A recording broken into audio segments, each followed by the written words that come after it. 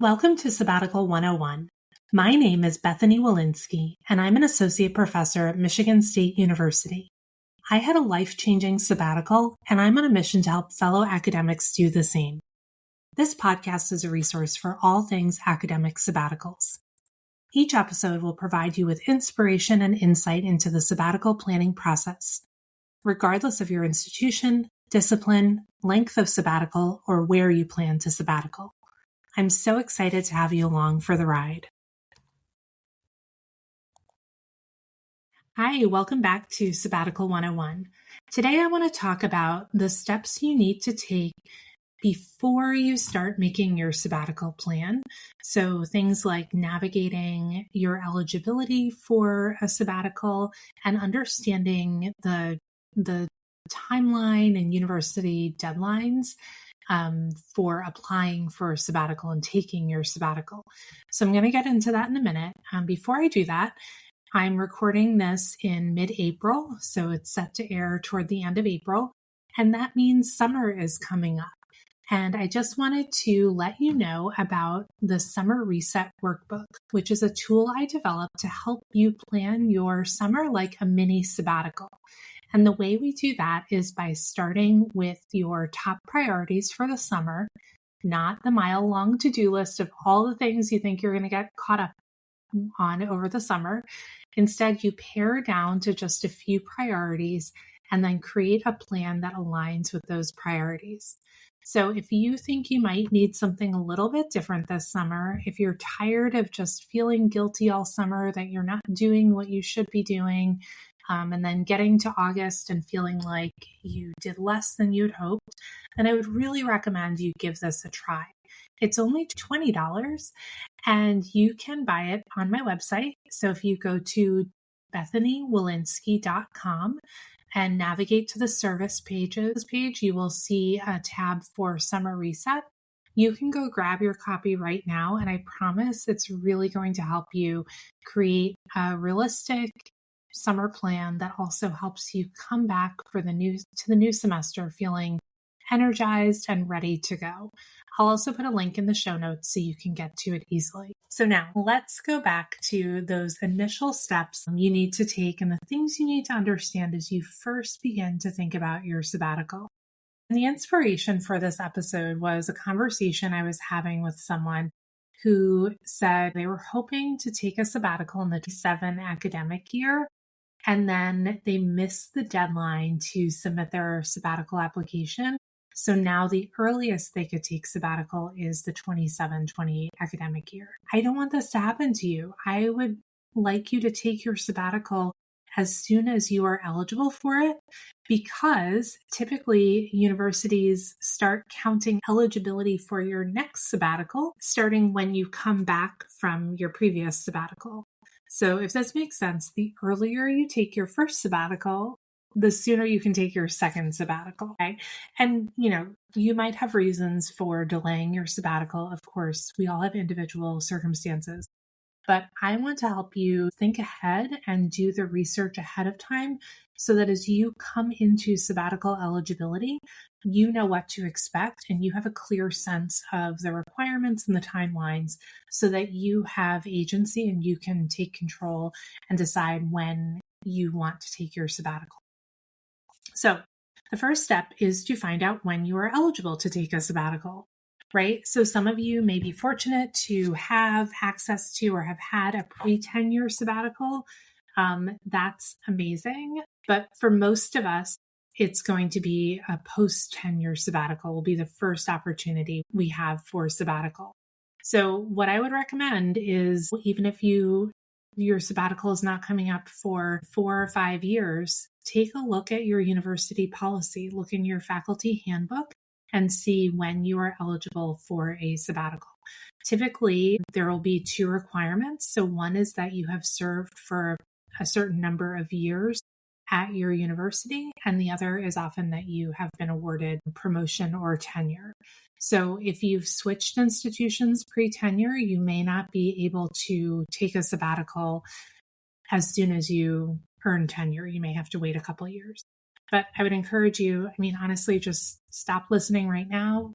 go find your faculty handbook or send your department chair or whoever is in charge of these things in your world a quick email and ask them about sabbatical eligibility. Okay, so then the second thing is, it's one thing to know when you're eligible, but then it's another thing to understand your university's policy around when you can actually take that sabbatical. So let me just give you a concrete example. I am at Michigan State University, and for us, we can take a sabbatical after we have been at the university for 6 years, but you cannot only take a sabbatical 6 months after earning tenure. So we typically find out about tenure decisions in July when the Board of Trustees has to approve it. So then that means that if I find out in July that my tenure is officially approved, I can't go on sabbatical that same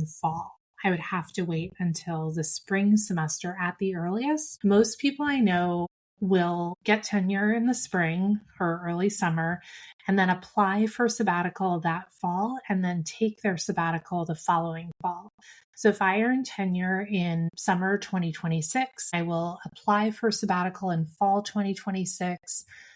In the case of Michigan State University, typically then sabbatical is approved like March or April the following year. And then my sabbatical would start as early as fall 2027. So just know that you may have a 6 month to a year gap between when you get tenure and when you can actually leave campus for your sabbatical. The next thing you need to figure out is, how do you apply for a sabbatical at your institution? Like I just mentioned, at MSU, there is one annual sabbatical application process. Typically, you have to submit your materials to your department at some point in the fall, and that's kind of up to your department chair, and it's based on when the college you're in needs to get those materials, and then that obviously is based on when the university deadline is. For me, this was actually not straightforward. It wasn't like there was some place I could go look it up and say, oh, okay, I now understand that I need to submit my sabbatical application by October 1st. And then it's going to move to then my department chair has to approve it, then my dean has to approve it, and then finally the provost has to. So this part might require some digging around. There are other institutions where this is all laid out very clearly on a website. So again, do your research and find out, by first look at your faculty handbook, look at the university website to see what the deadlines are. And then I would also talk to your department chair. And then I would also talk to colleagues who have recently taken sabbaticals, with the caveat that sometimes these policies change from year to year. So you really want to make sure your department chair, your unit head, or if you report directly to a dean, that you're in conversation with them about those deadlines. Now, the other thing to be thinking about is understanding the politics of sabbaticals at your institution. In some places, the first sabbatical is a bit of a foregone conclusion. You earn tenure as long as you submit some sort of an application, your first sabbatical will often be approved. Other places have a competitive process for approving sabbatical applications, and they only award a couple sabbaticals per year across the whole institution. So it's important to understand the politics of earning a sabbatical at your institution. It would be a good idea to start understanding what successful sabbatical applications look like. And again, probably the best place to get this information is from colleagues who have recently had their sabbatical approved. And again, I would say maybe in the last 1 to 2 years, just because things can change, especially now. I think there's a lot of tightening on these policies because of public scrutiny and all the things happening in the world in the middle of 2026. The other thing you might want to understand is whether your university prioritizes a particular length of sabbatical, a year versus a semester, and whether they prioritize being away versus staying home for sabbatical. At MSU, actually, on the sabbatical application that you have to fill out, it explicitly states that the university prefers you to go away for sabbatical. Personally, I think this is rooted in the old system of academia and the patriarchy, right? And I know from working with so many clients now that most of us actually can't go away for the whole sabbatical, because we have spouses whose jobs are not portable or kids who need access to particular resources that they can only get in their local public school. But I would encourage you to ask around and be aware. It doesn't mean that you have to conform your sabbatical to meet those preferences, but it may mean that you have to do a little more explaining in your application about why you're taking a semester as opposed to a full year, or why you're staying at home versus living away for the sabbatical. Another question would be, do I need a letter of recommendation to go along with your sabbatical application?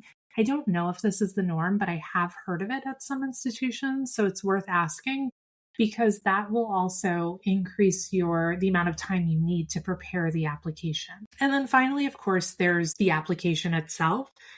Typically, this is a form where you have to state what you plan to accomplish during your sabbatical, and then also provide some justification. So you're basically going to need to describe how your sabbatical project or projects, right?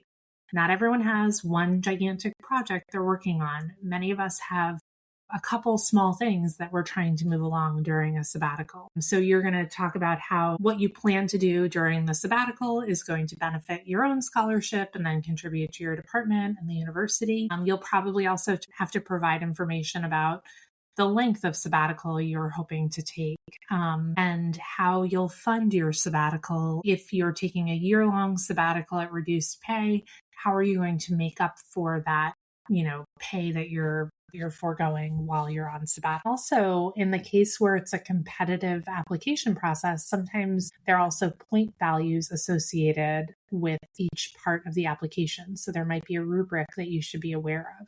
And then as you write your application, you're going to want to make sure that you obviously address all of the elements that are in the rubric. Okay, so the next thing is to figure out when your sabbatical application will be due.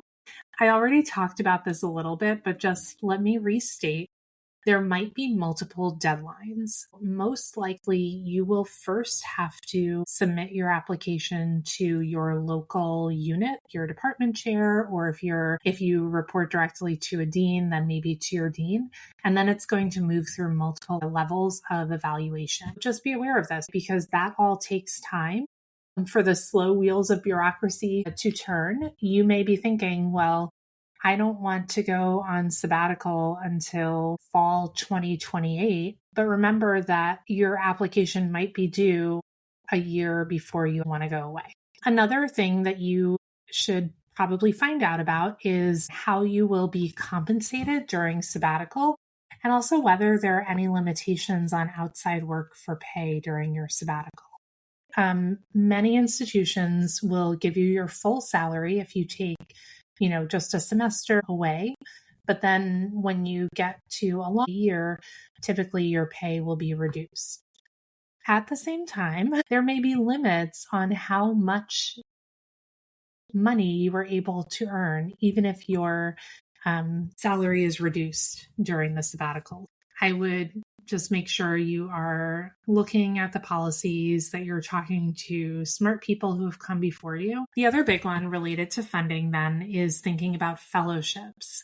So if you are interested in getting a fellowship for your sabbatical, whether it's something like a Fulbright to help you go away or a different kind of fellowship, I would strongly recommend that you read up on this sooner rather than later, because just like the sabbatical application, the deadlines are often earlier than you would expect. So just to give you an example from the one that I know the best, Fulbrights are always due in September, and that application deadline is for a fellowship that would begin the following August, right? So The Fulbright deadline this year is, like September 15th, 2026. The earliest those fellowships could start is sometime over the summer in 2027. So again, it's one application deadline. You have to plan it at least a year in advance of when you actually intend to use the fellowship. And then, of course, with a fellowship like Fulbright or any other fellowship, you're going to need time to plan your application. You'll need to reach out to potential host institutions. You're going to need letters of recommendation. So I would recommend starting to research fellowship opportunities at least 2 years before you anticipate starting your sabbatical, just to get a sense of what's out there and get a sense of those deadlines. Because again, I would hate for you to miss out on a sabbatical just because, you didn't realize that the application was due for the fellowship a year in advance of the actual sabbatical. Those are my tips for the kind of pre-work that you should do and the things you should be thinking about. It could be as early as your first or second year into your faculty position, right? It's never too early to just be aware of these deadlines and maybe start a document for yourself or a note somewhere that you can go back to. So you don't have to keep looking up this information time and again, but get it in your head so that when you're in the crush of everything pre-tenure, you remember a couple years out, like, oh, I should start looking at fellowships. Or you remember that you won't be able to go on sabbatical immediately after you get tenure, that there's going to be a little bit of a waiting period. I hope that was helpful. I also wrote a blog post about this topic. I will put a link to that in the show notes as well, in case you also want to see this written down or print out a checklist for yourself. But I hope that you are thinking about your sabbatical. I think it's one of the greatest privileges we have as academics. And like I said, I'm a huge proponent of taking advantage of that privilege. So good luck as you start to think about your sabbatical. And as always, please reach out to me if you want to chat more about your sabbatical or if there are any questions that I can help answer for you. Thanks so much for listening to this episode of Sabbatical 101. If you found it helpful and want to hear more, please subscribe so you don't miss an episode. I'd also love it if you'd share my podcast with a friend or colleague who might be interested. If you'd like to connect to talk about my sabbatical coaching programs or to purchase an online asynchronous program, check out my website, www.bethanywilinski.com, or click the link in the show notes. You can also check out my blog, free resources, and subscribe to my monthly Sabbatical Insights newsletter. Until next time, here's to life-changing sabbaticals.